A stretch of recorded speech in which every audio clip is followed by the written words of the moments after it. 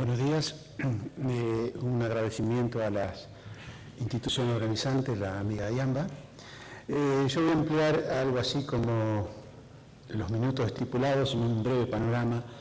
Mi tema no es hoy exactamente lo comercial, sino hablar un poco también sobre los biocombustibles. Para quien quiera agendar la dirección y el acceso a la información seriada que producimos, la pongo ahí en pantalla. Vamos a comenzar lamentablemente con el tema precios. Ustedes saben de que el contexto del mercado actual es algún interrogante que viene haciéndose hace algún tiempo. ¿Estamos en el fin de ciclos de altos precios? Tenemos fondos buitre, tenemos costos en alza, tenemos humedad inicial excesiva, hablando de esta campaña, dólar a 14. En fin, la serie de interrogantes es muy amplia, simbolizada allí por lo que estamos viviendo en este momento en materia de precios. Pero para verlo exactamente en este punto, aquí tenemos el año 2013 y esto es lo que va del 14. Esto es la soja hasta el día de ayer, cercano a los $400. Si voy para atrás, evidentemente me tengo que ir hasta 2010. Pero también los trigos de Kansas y de Chicago, que los podemos ver acá prácticamente en la misma tesitura, y el maíz, el forrajero tan importante, objeto de esta reunión, donde estamos también en los picos mínimos realmente en los últimos tiempos. Y en el caso particular del maíz, acá no me aparece, creo que hay que cliquear aquí. En el caso del maíz, para verlo con promedios mensuales, este es el promedio de agosto, y ya está iniciando septiembre. Yo me voy para atrás y realmente tengo que venir a 2010, algunos momentos de 2010, para encontrar los precios que está teniendo el mercado norteamericano hoy. ¿Qué va a pasar? Bola de cristal no la tengo, pero siempre el mercado anticipa con bajas muy fuertes lo que va a ser la inminencia de la cosecha. Por lo tanto, diría yo que estamos en las semanas, a 2-3 semanas de iniciar las cosechas en los estados del sur de Estados Unidos. Por lo tanto, seguramente estamos en los picos mínimos que va a tener el mercado en esta temporada. Con respecto, vamos a ver la formación de los precios de grano de maíz y esta dependencia de lo que nosotros llamamos el mercado norteamericano. Si visualizamos aquí, en el día 3 de septiembre, bueno, hoy es 4, esto está en torno a estos valores, las posiciones cercanas a 140 a $135, eso en el mercado de Chicago, porque en el mercado del Golfo de México podemos ver que se está exportando en torno de 180, $188 para lo que es las posiciones más cercanas. Y yéndonos a puertos argentinos, estamos viendo que también para las posiciones más cercanas estamos en el orden de 168, $170. Estoy hablando de datos reales del mercado.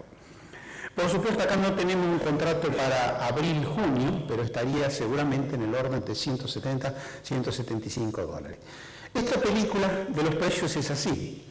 140 Chicago significó en el día que estoy tomando $180 Golfo de México, que es donde se origina la exportación del grano para el mundo, del más importante productor norteamericano y exportador, y con ese referencial tuvimos 172 en lo que sería puertos argentinos. Con esos valores hacemos lo que sería un margen bruto, que lo tomamos aquí para lo que sería nuestra región,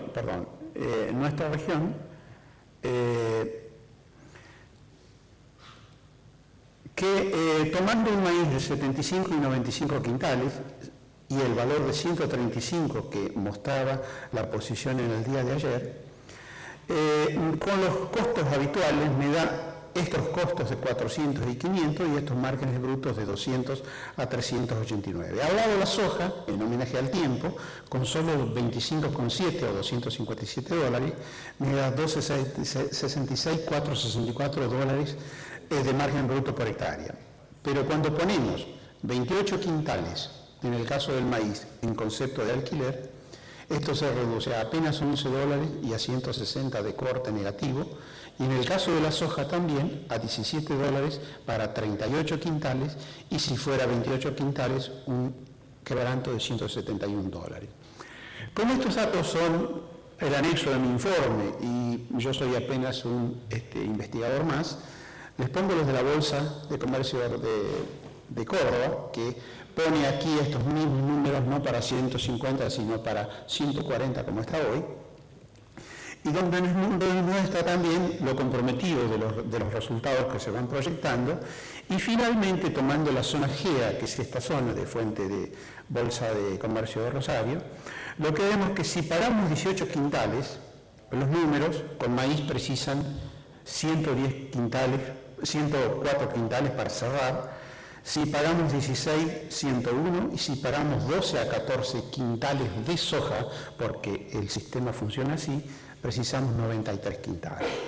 Esto nos lleva entonces a una primer resumen o conclusión, de que los precios de la soja y el maíz están entre los más bajos de 2010, efectos de esta oferta y demanda que nos presenta la agricultura norteamericana, que los resultados del margen bruto para la República Argentina en maíz y sojas elevan el rinde de corte, o sea, a límites peligrosos, en campos alquilados los cierres aparecen como negativos, y este escenario es el de estos días. Ustedes salen de aquí y van a mirar una página de internet y van a encontrar que este escenario va a afectar el perfil de siembra de la gruesa si es que continúa.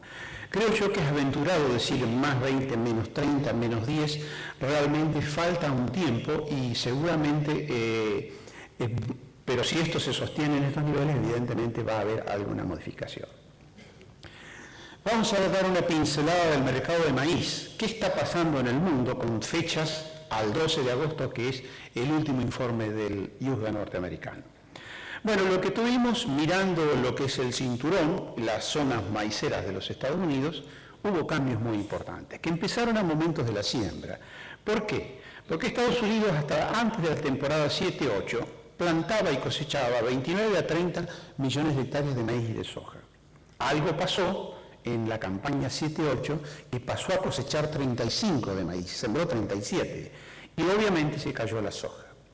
Esto fue simplemente el lanzamiento del plan etanol y me ubico campaña 7-8. A partir de ahí nada fue lo mismo. El maíz siempre fue demandando más área cosechada, tal es así que en esta última que pasó se sembraron un récord, casi 39 millones de hectáreas, y la soja se quedó clavada en 30. El maíz le ganó a la soja y Estados Unidos pagó una escasez de soja durante varios tiempos, hasta que en esta temporada simplemente hizo esto. Bajó la siembra de maíz y subió la de soja casi 3 millones de hectáreas. Esto es un balance trágico para lo que sería Sudamérica y para nuestro escenario sojero productivo argentino. Y bueno, como consecuencia de ello, las proyecciones del mes de agosto, que las tenemos aquí, de maíz, podemos ver que hay prácticamente, luego de la cosecha fracasada 12-13 de acá, estamos prácticamente en producciones cercanas a 1.000 millones de toneladas. Impresionante el volumen de producción maicero en el mundo que se descuelga, digamos, de alguna forma del resto. Por supuesto, el uso acompaña prácticamente en lo que sería un apretado equilibrio en esta temporada. El saldo sería que para esta temporada una acumulación de remanentes que no se daba en varios años, 190 millones de toneladas, y una relación stock-uso de 20%, podemos ver una mejora del abasto mundial. Pero para el mercado, quien está generando todo esto es el mismo Estados Unidos. Acá tenemos la producción que era de 314, que con el fracaso de la cosecha 12-13 cayó a 274 porque estaba proyectado. Se subió a 354 y la actual es de 356 millones de toneladas. Un récord absoluto, el consumo se recupera, pero fundamentalmente se recuperan estas líneas que son las de los stocks, que nos llevan a esta recomposición también en los Estados Unidos. Recomposición de stock y niveles de uso de stock en el orden de bastante menos que el mundo, pero 13 a 15%. Como resumen de esto tenemos que la producción de cereales y oleaginosos récord, de soja y de los cereales, pero esta escasez de los Estados Unidos dura hasta octubre-noviembre. O sea, hoy por hoy no hay estas mercaderías en los Estados Unidos, pero se prevé mayores exportaciones y con mayores stock, evidentemente, los precios es lo que están mostrando. Perspectivas iniciales flojas para Sudamérica, con precios de soja de $400 y de maíz a 140, son alarmas. Alarmas, la pregunta es, ¿son coyunturales o realmente es un fin de ciclos de altos precios? Con los biocombustibles, muy brevemente, básicamente el etanol, los cambios de estos también los originó Estados Unidos. Fíjense que en los años ya 6, 7, 7, 8 se cruzó el uso para etanol en los Estados Unidos con las exportaciones. Se llegó a un nivel de uso del orden de 130 a 135 millones de toneladas, casi 3 veces el volumen de exportaciones que vuelca al mundo. Este cambio es sustantivo. De hecho, crea una cuña en el consumo del maíz norteamericano, que llega hoy al 37%, con las discusiones que esto genera. Para Al Gore, premio Nobel, el plan etanol no era una idea muy feliz, y hoy ya representa en los Estados Unidos el mayor uso específico con un fin. Pero es muy importante, de una buena vez, su efecto con los precios. Esto es el año 80 y esto es el nivel de uso de maíz cero para etanol. Fue creciendo y aquí a partir del año 4 o 5, que es un año trágico, se alcanza a los últimos tiempos al orden de 35 o 37%, que es la actual estimación. Por su parte, el precio, que es esta banda aquí, que no pasaba de 2 a 3 dólares el bush, se lleva a 7 dólares el bush, evidentemente por el bushel, por el impacto producido en el propio Estados Unidos. Y lo de los biocombustibles nos lleva también a una doble prensa, los ambientalistas, los conservadores, sobre el tema precio y alimentos, con discusiones muy amplias, con antinomias marcadas en la literatura que ustedes puedan rever con mucha facilidad, que están absoluta y perfectamente vigentes. Entre ellas apoyadas por datos contundentes, que 8 bushels de maíz significan 21,6 galones de etanol, o alimento suficiente para una persona el año entero. Entonces la transmisión de esto, además entre el horizonte productor de maíz de los países ricos, simbolizados en esta figurita, por el aporte también al etanol con un destino evidentemente energético hasta de países pobres, crea discusiones que permanecen en el éter y la van a continuar seguramente durante mucho tiempo. Como yo no soy especialista en el tema de etanol, simplemente les traje las proyecciones que dice la OCDE y la FAO con respecto a esto. Muy brevemente, esta es la referencia, y vamos a ello al capítulo de los biocombustibles, donde las conclusiones más importantes son, en primer lugar, que los biocombustibles se producirán de materias primas agroalimentarias. ¿Qué descubrimiento? Ya se vienen produciendo a partir de soja, aceite de soja y maíz y trigo. Entonces, reconoce que se va a continuar. Pero los disturbios en la agricultura y en el mercado de los combustibles fósiles van a afectar la disponibilidad de estos biocombustibles. Va a haber un efecto directo e indirecto en el uso de la tierra y en el medio ambiente, o sea, como demandantes más de la agricultura. Y la mayor incertidumbre de los planteos que ya se expusieron aquí vienen sobre qué se va a hacer realmente a partir de materias primas no alimentarias, celulósicas o residuos. Y toda la investigación y desarrollo va a depender fundamentalmente de los países líderes y de lo que estos puedan aportar para este tipo de soluciones. Pregunta, ¿de qué se produce el etanol en el mundo? Y aquí tenemos clavado el año 2014, con esta proporción: granos, granos forrajeros, básicamente maíz y otros, pero también aquí esto es caña de azúcar, y un menor componente de trigo, biomasas, y podemos ver que a lo largo del tiempo, ustedes no sé si alcanzan a ver de que hay como una estabilización del uso de granos forrajeros. O sea, que la entidad está reconociendo implícitamente lo que sería una paralización del uso de granos para ese estilo. Y aparece aquí muy brevemente una línea de color inversa a la del trigo, que es precisamente el uso de biomasa. En el caso del biodiesel, prácticamente de qué se produce es un 80-90% de aceites vegetales. De ahí la preeminencia de Argentina con el aceite de soja. Otra pregunta, acá estamos en el año 14, esto es lo que se produce y lo que se producirá según esta proyección de etanol. Y esto es lo que se exporta o importa. Por lo tanto, toma un padrón parecido al de los granos. Yo lo produzco para consumirlo internamente. Con este perfil aquí de uso, básicamente liderado por Brasil y Estados Unidos. Y en el caso del biodiesel, no, o sea, hay una preeminencia bastante más importante, casi el 50% de lo que pueda ser comercializable. O sea, traducido al lenguaje comercial, se va a exportar más biodiesel que etanol, el etanol lo van a producir los países líderes. Y arranca el nuevo etanol en los Estados Unidos. 3 plantas comenzarán a producir a partir de celulosa, ya me antecedieron. En 10 años el etanol se duplicó, la oferta hizo que el maíz fuera menor a la demanda, y Obama, ya que ha premiado en su corte fiscal, le quiere poner un fin al subsidio al etanol y aceptan que etanol de celulosa sí, de granos no. Y el Congreso va a revisar precisamente ahora en 2015 este tema de los renovables. Como conclusiones de estos, es que no sabemos si esto es el fin de los altos precios, pero seguramente desde los biocombustibles fue un detonante importante. Los biocombustibles van a seguir, dice el G20, pero sin el uso de granos. Esto es muy fuerte y es un poco coherente con la proyección que hace la OCDE.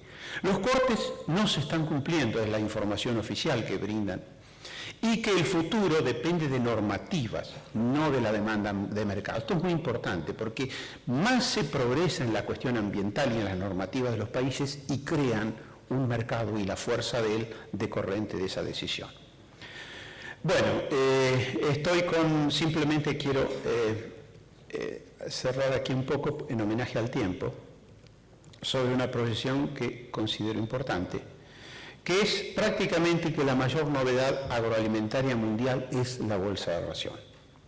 Y todo lo que ello conlleva al uso de los 2 grandes granos líderes, que son precisamente los que le otorgan un dinamismo inusitado a los granos y que se nos escapa a la mayoría de los analistas.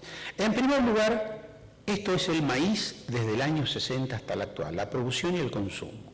Se ve claramente que hay una trayectoria donde dice que aumenta 10 toneladas por año hasta la temporada 3, 4 o 4, 5. Y a partir de ahí,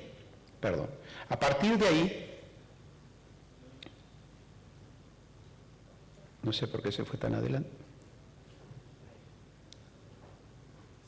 A partir de allí pasa a una proyección, se eleva de 30 y 27 toneladas años. O sea, algo pasó en el mundo y es precisamente esta demanda que estoy señalando.